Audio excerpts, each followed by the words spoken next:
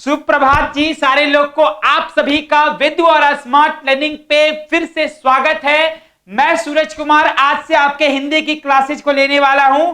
और सबको पता है कि जब समास की बात आती है तो आपने देखा होगा कि 4 नंबर के आपके समास आते हैं आपके एनुअल एग्जाम में। सीबीएसई बोर्ड 2023 का जो एग्जाम है उसके सिलेबस में 4 मार्क्स आपके समास के पूछे जा रहे हैं।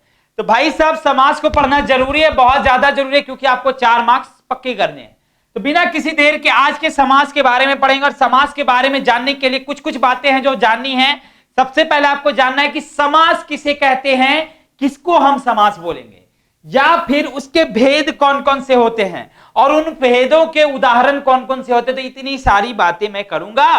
फिर लास्ट में आपका 10 मिनट क्वेश्चन सेशन चलने वाला है। तो सारे क्वेश्चन को देखेंगे और फिर मजे से अपने 4 मार्क्स को अपनी पॉकेट में रख लेंगे ताकि वो किसी के हक में जाएगा। चलो देखो, तो पहले सबसे पहले हम समझते हैं कि समास आखिर है क्या, किसको बोलेंगे समास। हमको और आपको तो बोलेंगे नहीं, किसी को तो बोलते हैं समास ना। देखो, समास का मतलब होता है, एक बात बताओ, संधि और समास में क्या अंतर है। संधि का मतलब होता है वर्णों का मेल, समास का मतलब होता है पदों का मेल। अब आपको लगेगा पद क्या है, पद क्या है। तो पदों का मेल कहने का मतलब हो गया कि जब बहुत सारे शब्द हैं, शब्द का मतलब हुआ कि वर्णों का मेल, और पद भी आपका सब वर्णों का मेल है। लेकिन अब देखो, जैसे मेरा नाम है सूरज, सूरज बोल रहा हूं तो इसका कोई अर्थ निकल रहा ना कि हाँ ये मतलब कि सामने वाले सर का नाम है, ठीक है। बट इसी को मैं उल्टा पुल्टा जरसू लिख दूं तो जरसू भी आपका एक शब्द है लेकिन उसका कोई अर्थ नहीं है। तो जिसका अर्थ निकलता हो वो आपका पद होता है, ठीक है। जिसका अर्थ निकलता हो नहीं निकलता वो शब्द में आता है। तो पदों का मेल होता है। ये 2 तरीके से आपका बटा होता है। एक आपका होता है कौन सा, समास्त पद, समस्त पद एक होता है। और एक होता है आपका कौन सा, समास विग्रह, समास विग्रह, ठीक है। ये 2 तरीके से आपके समास क्या होते हैं, बटे होते हैं। जब समस्त पद की मैं बात करता हूं तो देखो ध्यान देना थोड़ा सा, ब्याह में गए हो कभी, शादी में गए हो ना, तो शादी में जब गए होगे तो वहां पर होता है कि समस्त लोग पधारे हैं। समस्त लोग पधारे हैं मतलब क्या कि एक ही जगह पर, एक ही प्लेस पे बहुत सारे लोग आए हैं और खुशियां मनाने आए हैं, शादी मनाने आए हैं। तो मतलब क्या, जब यहां पर समस्त पद का मतलब हुआ कि जब बहुत सारे पद, जब बहुत सारे पदों का मिलन, बहुत सारे पदों का मिलन, मतलब बहुत सारे लोग मिलते हैं तो समस्त होता है वो। यहां पर बहुत सारे पद मिल रहे हैं इसलिए क्या हो गया, ये समस्त पद हो गया ना। यहां पर समास विग्रह का मतलब समझो। फिर देखो अब समास विग्रह, जैसे आप शादी में गए, सब लोग समस्त लोग आ गए, जैसे ही लड़की विदा हुई सारे लोग अपने अपने डेस्टिनेशन की ओर फिर से चले गए। मतलब जो पहले से जुड़े हुए थे एक दूसरे से, अब वो जुड़े नहीं है, वो फिर से क्या हो गए, बिखर गए हैं। मतलब क्या कि समस्त पद का, हाँ, पदों में टूटना, इसको बोल सकते हो आप, पदों में टूटना। मतलब क्या, अब एग्जाम्पल से समझना, इसको एग्जाम्पल से समझने की कोशिश करते हैं। जैसे मैं एक एग्जाम्पल लिख रहा हूं, हाँ, तिरंगा। अच्छा, तिरंगा भी क्या है बता सकते हो। तिरंगा का मतलब होता है 3 रंगों वाला, 3 रंगों वाला तिरंगा होता है। तो 3 रंगों वाला अर्थात क्या हो गया कि तिरंगा जो है 3 रंग और वाला, 3 पदों से मिलकर बना हुआ है। मतलब कि आपका ये क्या है, बटा हुआ है, पदों में टूटना, सब पद में टूटा हुआ है ना, 3 रंगों वाला पदों में टूटा हुआ है। मतलब इसको आप बोलोगे क्या, इसको ही आप बोलोगे समास विग्रह बोलोगे, समास विग्रह बोलोगे। और पदों को मिलना, बहुत सारे पदों का मिलना, ये सारे 3 रंग वाला अलग बटे हुए थे तो ये समास विग्रह थे, सबको मिलाकर एक शब्द बना दिया गया है तिरंगा। तो ये क्या है, आपका समस्त पद है। ये बातें सबको समझ में आ गई कि समास आपका 2 भाग में बटा होता है, समस्त पद और समास विग्रह। इधर वाला जब मिल जाता है बहुत सारे पद तो वो आपके क्या होते हैं, समस्त पद होते हैं। और बहुत जब टूट जाते हैं तो वो आपके समास विग्रह होते हैं, ठीक है। अब समास जो होता है वो 6 टाइप का होता है। ये जो पूरा का पूरा समास है ये आपके 6 भाग में बटे हुए थे, जिसके लिए, जिसको मैं एक एक करके देखने वाला हूं। और ये बात जानो कि आपका मैं लास्ट सेशन में बस जुड़े रहना, लास्ट जैसे ये सारे कॉन्सेप्ट आपके क्लियर होंगे, 6 वो टाइप आपका समझ में आ जाएगा, उसके बाद मैं आपके प्रैक्टिस सेट को भी लेकर आऊंगा। 11-12 का क्वेश्चन सीरीज है जो आपके प्रीवियस ईयर में पूछे गए हैं, उसको भी मैं सॉल्व करवाऊंगा, बस जुड़े रहना। तो समास का आपका पहला टाइप है कौन सा? तत्पुरुष, तत्पुरुषम, तत्पुरुष समास किसको कहेंगे? तो तत्पुरुष समास जो होता है, इसको समझना ध्यान से, दो तरीके से इसको समझते हैं। तत्पुरुष समास होता क्या है देखना, जब आपका दूसरा पद प्रधान हो,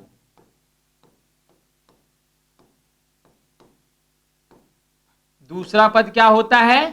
प्रधान होता है, साथ ही साथ विग्रह करने पर,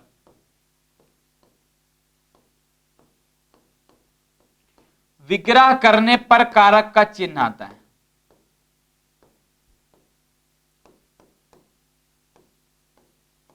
मैंने क्या बोला कि जिसका दूसरा पद प्रधान होता है, साथ ही साथ विग्रह करने पर कारक का चिन्ह, और कारक का वीडियोस मैंने डाल दिया है, देख सकते हो संस्कृत में जाके लेक्चर 1 को, उसमें कारक मैंने पूरे तरीके से आपको बताया है, ढंग से बताया है। ओके, एक एग्जांपल से समझते हैं और आगे बढ़ते हैं, क्योंकि आपका प्रैक्टिस सेट भी आगे है ना।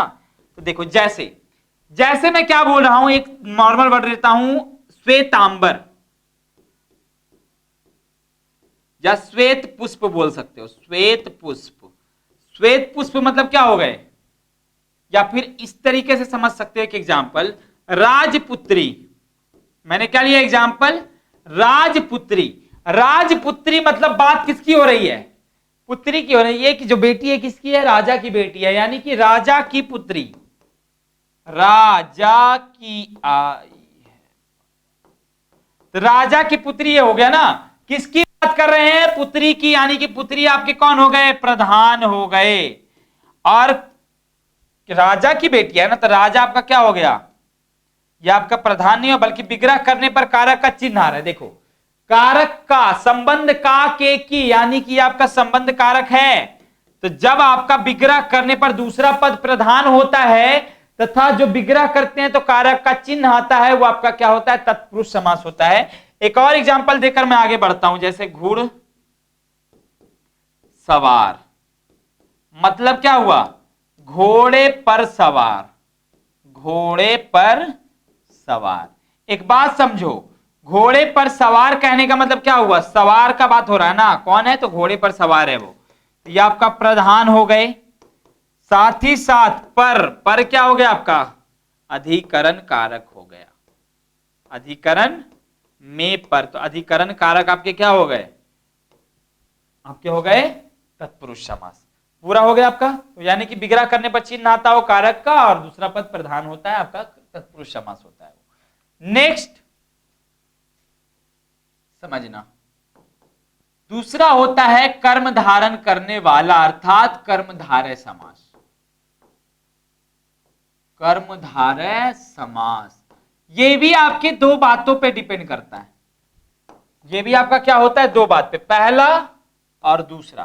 पहला ये कि आपका दूसरा पद इसका भी प्रधान होगा, दूसरा पद प्रधान हो, ठीक है। और जब दूसरी बात करें इसकी, पहला तो होगा कि दूसरा पद आपका प्रधान होता है, तथा साथ ही साथ जो ये वाला है उसमें प्रथम पद, जो प्रथम पद होता है वो आपका विशेषण होता है। प्रथम पद क्या होगा आपका? विशेषण होगा। और जो दूसरा पद होगा, दूसरा पद जो होगा वो आपका विशेष्य होगा या संज्ञा होता है, विशेष या संज्ञा। मतलब कि प्रथम पद विशेषण और दूसरा पद विशेष या संज्ञा होता है, वही आपका कर्मधारय समास होगा। जैसे मैंने बोला महात्मा, महात्मा क्या है आपका? एक समस्त पद है ना, इसको मैं तोड़ता हूं, ठीक है। तोड़ने के बाद आपको सब कुछ पता चल जाएगा कि क्या आपका मतलब हुआ। महान है जो आत्मा, महान है जो आत्मा, अर्थात व्हाट? महात्मा। अब एक बात समझना, बात किसकी हो रही है? आत्मा की हो रही है, कि आत्मा उनकी क्या है? बहुत ही महान है, मतलब ये आपका प्रधान है। प्रधान हो गया दूसरा पद। और जब हम प्रथम पद की बात करते तो वो आपका क्या होता है? विशेषण होता है। जब आपका रूप, रंग, स्वभाव, दशा इत्यादि बताए तो वो आपका गुणवाचक विशेषण होता है। यानी कि कैसी आत्मा है? तो महान आत्मा है। कैसा, कैसे, कैसी का क्वेश्चन का आंसर मिलेगा तो वो गुणवाचक विशेषण है। कितना, कितने, कितनी का आंसर मिलेगा तो वो आपका ये परिमाणवाचक या फिर आपका संख्यावाचक विशेषण होता है। तो आत्मा संज्ञा है, साथ साथ प्रधान भी है, और आपका प्रथम पद विशेषण है, यानी महान आत्मा हो गया। क्या? महात्मा। जैसे मैं क्या बोलूं? नील कमल। क्या बोल रहा हूं मैं? नील कमल। नील कमल कहने का मतलब क्या हो गया? नीला है जो कमल, यही बोलोगे ना आप? नीला है जो कमल। अब एक बात समझना, नीला है जो कमल अर्थात क्या? ये आपका क्या हो गया? प्रधान हो गया। प्रधान या फिर संज्ञा इसको आप बोल सकते हो ना। चलिए ये बात समझ में आ गई, प्रधान भी है, संज्ञा भी है। तथा पहला पद रंग वगैरह बता रहा है, ये आपका विशेषण हो गया। तो जब प्रथम पद विशेषण, दूसरा पद आपका संज्ञा, ये क्या हो गया आपका? नील कमल आपका हो गया कर्मधारय समास। दो बातें क्लियर हो गई। तीसरी बात और सबसे इजी बात जो आपको इजीली समझ में आ सकता है, तीसरा नाम है द्विगु।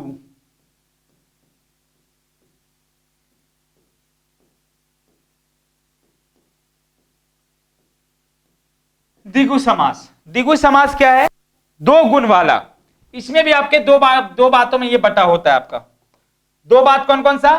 सबसे पहले तो ये कि जो पहला पद आपका होगा, जो प्रथम पद होगा वो आपका संख्यावाची होगा। संख्यावाची मतलब कोई नंबर होगा, प्रथम पद संख्यावाची हो, ठीक है। और जो दूसरा पद होगा वो आपका प्रधान होगा। दूसरा पद जो होगा वही आपका क्या होगा? प्रधान होता है। ये दो बातें आपको समझनी है। किसमें? तद्विगु समास में। प्रथम पद संख्यावाची, दूसरा पद आपका प्रधान। जैसे समझना, मैंने एग्जांपल लिया था स्टार्टिंग में, क्या? तिरंगा। तिरंगा मतलब क्या? तीन रंगों वाला, बोल सकते हो ना, तीन रंगों वाला। एक बात समझना, प्रथम पद आपका क्या है? संख्या है, संख्यावाची विशेषण है ना, और रंग क्या है आपका? प्रधान है। रंग की बात कर रहे हैं ना कि रंग कैसा है? ये आपका प्रधान हो गया। तो जिसका प्रथम पद संख्या हो, दूसरा पद आपका प्रधान होता है, वो आपका द्विगु समास है। एक और एग्जांपल से इस सेशन को आगे बढ़ाते हैं। जैसे चतुर्भुज मैंने बोला, चतुर्भुज मतलब क्या होता है? चार भुजाओं वाला, चार भुजाओं वाले या वाला। बात किसकी हो रही है? भुजा की हो रही है। ये आपका क्या है? प्रधान है।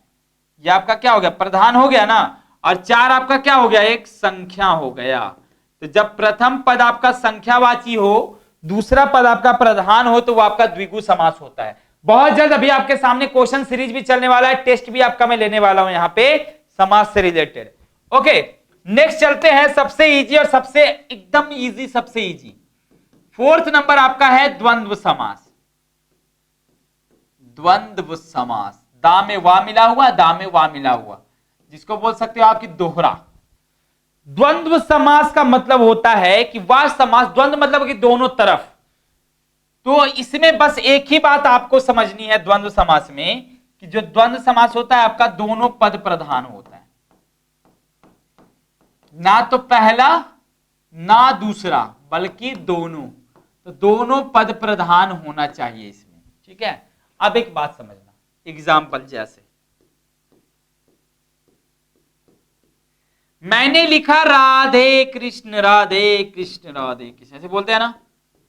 सुबह सुबह उठकर हम अब एक दूसरे को क्या बोलते हैं? राधे कृष्ण बोलते हैं। मतलब कि इसका मतलब क्या हो गया? राधा और कृष्ण। इंपॉर्टेंस किसका है? कौन प्रधान है? बता सकते हो किसकी बात की जा रही है? तो ना तो राधा की ना कृष्णा की, दोनों का अपना अपना इंपॉर्टेंस है, और दोनों अपने आप में क्या है? भगवान है। इसलिए राधा का भी अपना प्रधान है, कृष्ण भी प्रधान है। जब दोनों पद आपका प्रधान होता है तो वो आपका द्वंद्व समास होता है। जैसे समझ सकते हो, माता पिता, लोटे डोरी, टेबल बेंच, भाई बहन, पति पत्नी, समझ सकते हो ना। ये सारे आपके द्वंद्व समास होते हैं जिसमें दोनों का अपना अपना इंपॉर्टेंस होता है। इसके बाद आपका आता है कौन सा? देखो, बहुव्रीहि, बहुत सारे गुणों वाले। 5 नंबर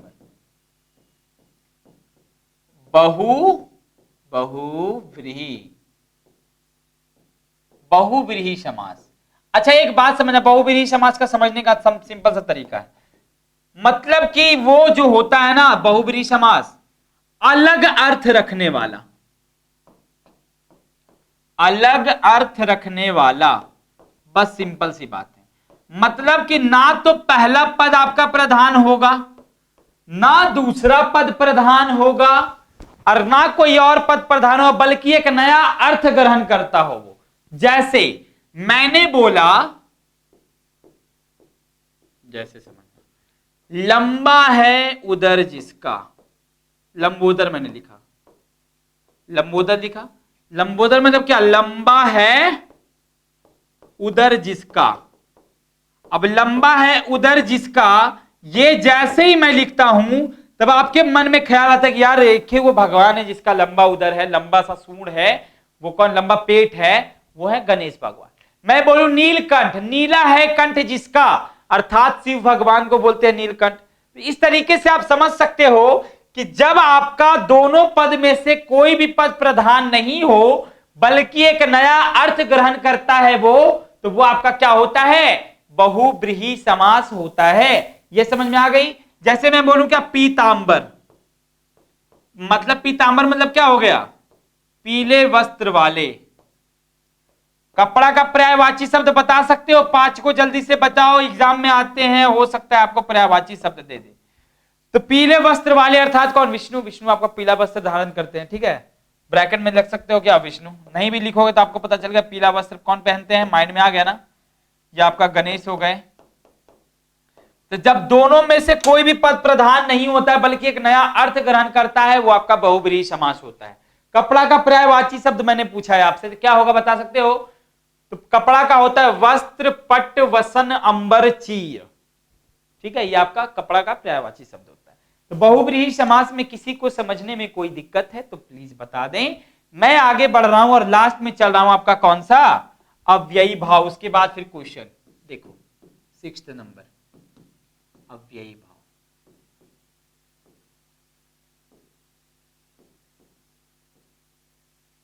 वह समास, अब देखो इसमें भी दो बात,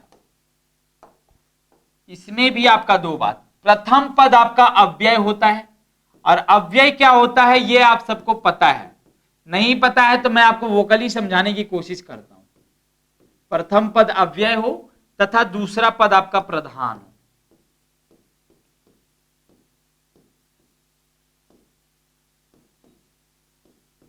देखो जैसे मैं क्या बोल रहा हूं, अव्यय का मतलब होता है जो लिंग वचन कारक के अनुसार नहीं बदलता है, उसी को अविकारी, अविकारी से ही अव्यय बना हुआ है, ठीक है। तो जो लिंग वचन कारक के अनुसार नहीं बदलता है वो आपका अव्यय होता है। जैसे मैं क्या बोल रहा हूं, जैसे बोलता हूं सदाचार। सदाचार बोलने का मतलब हुआ कि सदा क्या है आपका, कोई लिंग वचन कारक के अनुसार बदलेगा, उसको सदा का सदी बोल सकते हो, सदा का एक सदा, दो सदा बोल सकते हो। सदा का मतलब क्या, आप उसको सदा ने सदा को ऐसे बोल सकते हो। मतलब क्या कि जो लिंग वचन कारक के अनुसार नहीं बदलता है वो आपका होता है अव्यय, और उसका दूसरा पद प्रधान होता है। मतलब एक तरह से समझ सकते हो, जैसे मैंने अभी क्या बोला, सदाचार, तो अच्छे आचरण वाला, मतलब बात किसकी की जा रही है, अच्छा की नहीं की जा रही, आचरण की जा रही कि वो कैसा है, उसका आचरण जो है, कैरेक्टर जो है वो अच्छा है, मतलब अच्छे आचरण वाले को ही सदाचार बोलते हैं, और अच्छा आचरण वाले सदाचार क्या हो गया, अव्ययी भाव समास हो गया। एक एग्जांपल लेता हूं और शुरू करता हूं आपके क्वेश्चन की शुरुआत। यथासंभव, यथासंभव लिखने का मतलब हो गया कि जहां तक संभव हो सके, जहां तक संभव हो, मतलब क्या, बात किसकी की जा रही है, सब पॉसिबिलिटी की। और जहां आपका कोई आपका अव्यय ही है ना, ये आपका क्या है, अव्यय है, क्योंकि ये लिंग वचन कारक के अनुसार नहीं बदलता है। या फिर ओवरऑल बोल सकते हो कि जो आपका प्रथम पद संज्ञा नहीं हो, कुछ और हो, संज्ञा सर्वनाम या विशेषण वगैरह से उसका कोई, हाँ विशेषण हो सकता है, संज्ञा या सर्वनाम ना हो, ठीक है। संभव आपका क्या है, प्रधान है, इसी के बारे में तो बात हो रही ना। ये आपका क्या हो गया, अव्ययी भाव समास हो गया। तो सारे समास आपके क्लियर हो गए। एक बार रिवाइंड कर दूं, एक बार मैं रिवाइंड कर देता हूं। तत्पुरुष समास मतलब तोड़ने पर कारक का विभक्ति चिन्ह है और दूसरा पद आपका प्रधान हो, तत्पुरुष समास कहलाता है। कर्मधारय समास मतलब जो कर्म को धारण करता है, अर्थात दूसरा पद आपका क्या होता है, संज्ञा होता है, ऑब्जेक्टिव होता है, और प्रथम पद आपका विशेषण होता है, वो आपका कर्मधारय समास होगा। द्विगु समास मतलब कि एक ऐसा समास जिसका प्रथम पद संख्यावाची होता है और दूसरा पद आपका क्या होता है, प्रधान होता है, संख्या होता है पहला पद, यह आपका द्विगु समास। द्वंद्व समास मतलब कि एक ऐसा समास जिसका दूसरा पद प्रधान होता है बल्कि दोनों पद आपका प्रधान होता है, जैसे माता पिता हो गए, भाई बहन हो गए, पति पत्नी हो गए, राधे कृष्ण हो गए, शिव पार्वती हो गए, ये सारे क्या है आपके द्वंद्व समास है। ओके, फिर आपका आता है बहुव्रीहि समास। बहुव्रीहि समास एक ऐसे समास को कहते हैं जो एक अलग अर्थ को धारण करता हो, बहुव्रीहि समास कहलाता है। ना तो पहला पद उसमें प्रधान है, ना दूसरा पद प्रधान है, बल्कि एक नया अर्थ ग्रहण करता हो वो। अव्ययी भाव एक ऐसा समास है जिसका प्रथम पद अव्यय हो तथा दूसरा पद आपका प्रधान होता है, मेन होता है, यथा संभव हो गया, फिर आपका ये सदाचार मैंने बोला। अब आते हैं आपके क्वेश्चंस पे जो प्रीवियस ईयर में आपके पूछे गए अब तक के एग्जाम में। देखो मैं क्वेश्चन पे आपके लेके चल रहा हूं, अब देखो कहां गया क्वेश्चन, आ जाओ क्वेश्चन, चलो आ जाओ क्वेश्चन पे आ जाओ सारे। देखो लिखा हुआ है दशानन में कौन सा समास है। ऑप्शन आपका क्या, तत्पुरुष होगा कभी भी। दशानन मतलब क्या होता है, 10 सिर वाला, 10 सिर वाला अर्थात तत्पुरुष तो ये होगा नहीं। देखो ध्यान से, दशानन आपका तत्पुरुष समास नहीं होगा, ये तो पक्का हो गया। कर्मधारय बहुव्रीहि और दिग्गु में से देखो सिर्फ आपको दशानन लिखा हुआ है, 10 सिर वाला। यहां पर ये तो नहीं लिखा ना कि 10 सिर वाला को कौन सा समास बोलेंगे या फिर दशानन का अर्थ लिखा हुआ है, तो आप इन तीनों में से तीनों आपका सही मान सकते हैं। देखो कैसे, लेकिन प्रायोरिटी किसको देखो ये समझना पहले। 10 सिर वाला क्या लिखा मैंने यहां पर समझना, 10 सिर वाला। एक बात सबसे जरूरी है कि मैंने क्या बोला, जो अलग अर्थ धारण करता हो। इसमें अलग अर्थ है, कोई अलग से अर्थ लिखा हुआ या फिर तोड़कर लिखा हुआ कि जिसका 10 सिर हो अर्थात रावण, ऐसा कुछ नहीं है ना, तो बहुव्रीहि समास भी ये नहीं होगा। ठीक है, ये बात समझ में आ गई। कर्मधारय और दिग्गु में से देखो 10 सिर वाला, प्रथम पद संज्ञा, प्रथम पद आपका क्या होता है, विशेषण होगा, दूसरा पद संज्ञा होगा, वो आपका होता है कर्मधारय, मतलब कर्म धारण करने वाला। तो इन दोनों में से कोई, लेकिन प्रायोरिटी वो देना है। जैसे दिग्गु का खास कैरेक्टर ये अलग होता है, अलग क्यों करता है दिग्गु, क्यों पहला पद संख्या होगा और दूसरा पद प्रधान होगा। दशानन किसका बात, सिर का बात किया जा रहा है, किसका सिर, 10 सिर वाला। 10 सिर वाला भी ये नहीं बताया 10 सिर, हम भी अपना 10 सिर लगा लेंगे तो हम भी दशानन नहीं कहला जाएंगे। यहां पर अलग अर्थ एक धारण नहीं किया, इसलिए इसका आंसर क्या हो गया, दिग्गु समास हो गया। ये आपका सही है, हो सकता है तीनों, ये भी आपका गलत हो गया आपका। तो द्विगु समास आपके क्या हो जाते हैं, दशानन हो जाते हैं, कोई एक्स्ट्रा अर्थ नहीं आ रहा है इस वजह से। चलो नेक्स्ट चलते हैं और देखते हैं अगला क्वेश्चन क्या है आपका। यथा कर्म, बताओ कौन समास होगा। अभी मैंने बताया है यथाशक्ति, यथा संभव। तो जहां देखो, जहां तक कतारें हो, जहां तक क्रम हो या जहां तक आपका कतार हो, ये बोलते हैं। अब एक बात बताओ, जहां तक मतलब क्या, ना तो अब ये अव्यय है कि नहीं है, ये आपका अव्यय है ना, ये आपका क्या है, अव्यय है। और जब प्रथम पद अव्यय और क्रम की बात की जा रही है लाइन की, तो जब प्रथम पद अव्यय और दूसरा पद आपका क्या प्रधान होता है, तो वो आपका क्या हो जाएगा, अव्ययी भाव समास हो जाएगा। दूसरा बाकी सारे के सारे कर्मधारय नहीं होंगे, तत्पुरुष नहीं होगा, दिग्गु नहीं होगा, अव्ययी भाव समास हो गया आपका। क्लियर है बात, सबको समझ में आ रही है ना। तो अव्ययी भाव भी इसका समास हो गया। जल्दी से स्क्रीनशॉट, ये सब प्रीवियस ईयर के पूछे हुए क्वेश्चन है समास के। ठीक है, आगे बढ़ते हैं और देखते हैं नेक्स्ट क्वेश्चन क्या बोला गया आपसे। नेक्स्ट क्वेश्चन में तिरंगा, मैंने एग्जांपल में लिया, याद करो अभी मैंने एग्जांपल लिया था। तिरंगा आपका कौन सा समास है, 3 रंगों वाला। तिरंगा मतलब क्या, 3 रंगों वाला, 3 रंगों वाला अर्थात तिरंगा। 3 रंगों वाला अर्थात कौन होगा, दिग्गु हो जाएगा ना। ये दिग्गु आपके कौन से हो गए, तिरंगा समास आपका दिग्गु समास का हो गया। क्लियर है बात, सबको समझ में आ रहा है ना। सबको देख रहे हो कितना इजी अब लगने लगा है आपके क्लास को। तो बस इसीलिए मैं प्रैक्टिस लास्ट में लेके आया ताकि आपको रिवीजन भी हो जाए सारे समास का एक साथ। तो ठीक है, अगले क्वेश्चन की ओर चलते हैं और देखते हैं अगला क्वेश्चन क्या है आपका। देखो नेक्स्ट क्वेश्चन है देशांतर। देशांतर कौन समास होगा, देशांतर को आप तोड़ो। देशांतर मतलब क्या, देशों का अंतर, यही बोलोगे ना आप। देशों का अंतर, बात किसकी की जा रही है? अंतर की ना, डिफरेंस पर बात किया जा रहा है, कितना डिफरेंस हो सकता है। तो बीच में आपका कारक का चिन्ह आया, बीच में आपका कारक का चिन्ह आया, और ये आपका तो खैर संज्ञा है, डिफरेंस करना है, संज्ञा है। मतलब क्या कि जब आपका विग्रह करने पर कारक का चिन्ह आता हो तथा दूसरा पद प्रधान होता हो, वो आपका तत्पुरुष समास है। क्लियर है बात? सबको समझ में आया? बाकी सारे नहीं होंगे, ये तो पता चलेगा बहुब्रीहि नहीं होगा, द्विगु नहीं होगा, होगा कौन? बहुब्रीहि समास, सॉरी तत्पुरुष समास होगा ये। क्लियर है बात? सबको समझ में आ रही है ना? मजेदार आ रहा है टॉपिक? सारे समझ में पा रहे हो ना? तो यही मैं करने वाला हूं हर टॉपिक के साथ, की पहले कॉन्सेप्ट दूंगा, उसके बाद क्वेश्चन करवाऊंगा। ये समझ में आ गया? चलो आगे बढ़ते हैं और देखते हैं नेक्स्ट क्वेश्चन क्या है आपका। राजपुत्र, अभी मैंने एग्जांपल में लिया था राजपुत्री, मतलब राजा की पुत्री। राजपुत्र मतलब क्या हो गया? राजा का पुत्र, राजा का पुत्र। अब राजा का पुत्र कहने का मतलब हो गया कि विग्रह करने पर कारक का चिन्ह आ रहा है कि नहीं आ रहा है? ये आपका कारक है ना, और ये आपका कारक है, साथ साथ पुत्र आपका क्या है? एक संज्ञा है, या प्रधान बोल सकते हो इसको, प्रधान है। तो दूसरा पद प्रधान और विग्रह करने पर कारक का चिन्ह क्या बताता है? वो आपका तत्पुरुष समास को बताता है। क्लियर है बात? समझ रहे हो ना कितना इजी अब लगने लगा है आपके सेशन को? तो यही मैं करने की कोशिश कर रहा हूं कि आपके जो ये 4 मार्क्स हैं वो अब नहीं छूटेगा समास में, ये गारंटी कर लो। ठीक है, चलो आगे बढ़ते हैं नेक्स्ट क्वेश्चन में। देखो आगे, चौराहा कौन सा समास है? चौराहा मतलब क्या हो गया? राहों में उनसे, 4 राहों वाला गाना सुने ना, राहों में उनसे मुलाकात हो गई, जिससे डरते थे वही बात हो गई। देखो 4 राहों वाला मतलब चारों चौराहा। तो पहला पद संख्यावाची और दूसरा पद आपका प्रधान, दैट इज कॉल्ड आपका क्या? दिग्गु समास। याद आ गया? प्रथम पद संख्यावाची, दूसरा पद प्रधान, दिग्गु समास। क्या दिक्कत लग रही है? सबको समझ में आ रहा है ना? सेशन को मजे करो और देखो आगे क्वेश्चन को। आगे बढ़ते हैं और देखते हैं अगला क्वेश्चन क्या है। योगदान। योगदान क्या हो गया आपका? योगदान का मतलब हो गया जैसे कंट्रीब्यूशन जिसको बोलते हो आप। मतलब क्या कि आप योग का दान कर रहे हो,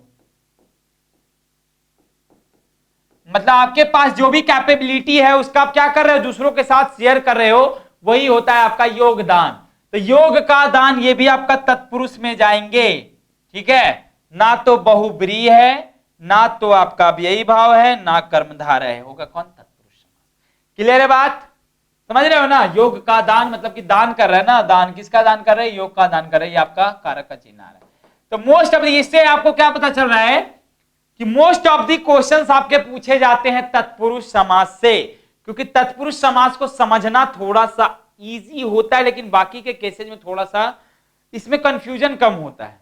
ठीक है, इसीलिए चलो आगे बढ़ते हैं, देखते हैं नेक्स्ट क्वेश्चन क्या है आपका। मृग नयन। मृग नयन क्या हो गया आपका? बता सकते हो? मृग नयन मतलब होता है जिसके नयन में मृग, नयन में मृग। अब ये कौन समास होगा? जिसके नयन में मृग हो।